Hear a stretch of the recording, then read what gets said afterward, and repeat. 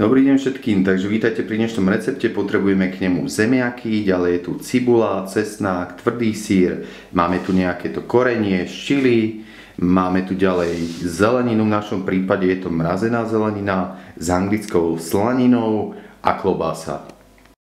Príprava tohto jedla je veľmi jednoduchá, stačí odšúpať zemiaky. Ja osobne na to používam takýto biely papier, ktorý zbaví nečistoty a šupy. Stačia na to 3 sekundy. Hodinky nemám, žiaľ. Takže pozrieme sa na čože. To už je aj cibula nakrájaná s cesnakom. Zemiaky sú nakrájané? No neskutočné. Ideme teda ďalej sa